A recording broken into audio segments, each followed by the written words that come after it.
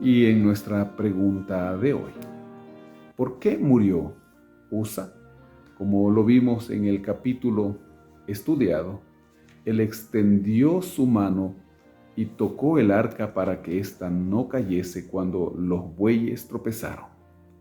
El libro Patriarcas y Profetas, en las páginas 763 y 764, amplía lo que ya dijimos en el capítulo de hoy. La suerte de Usa fue un castigo divino por la violación de un mandamiento muy explícito. Por medio de Moisés, el Señor había dado instrucciones especiales acerca de cómo transportar el arca. Solo los sacerdotes descendientes de Aarón podían tocarla o incluso mirarla descubierta. El mandato divino era, de acuerdo al libro de Números capítulo 4, verso 15, vendrán los hijos de Coat para llevarlos, pero no tocarán cosa santa, no sea que mueran. Los sacerdotes debían cubrir el arca y luego los coatitas debían levantarla mediante los palos que pasaban por los anillos de cada lado del arca y que nunca se quitaban.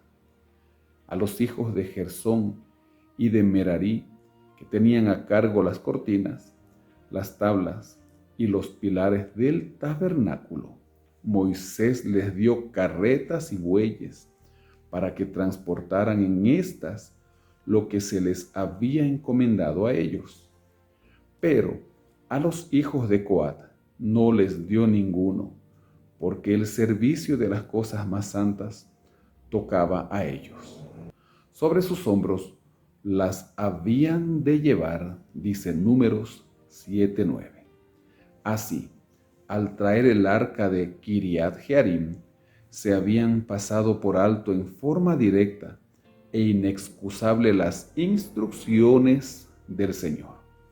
David y su pueblo se habían congregado para llevar a cabo una obra sagrada y la habían emprendido con corazón alegre y voluntario.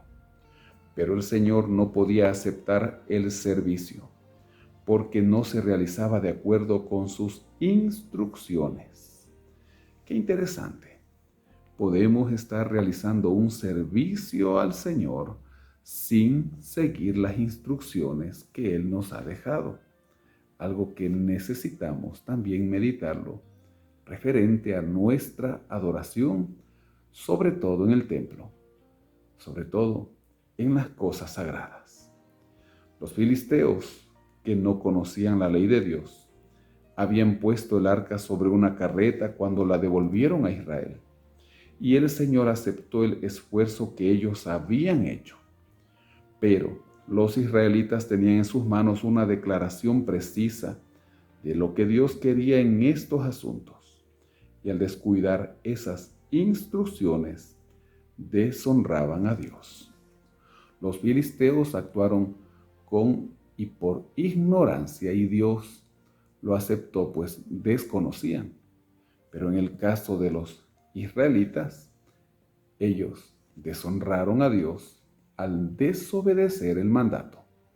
Quizá el pueblo lo había olvidado, pero los sacerdotes y el mismo rey debían estar siempre en constante estudio del texto sagrado para no pasar estos asuntos por alto.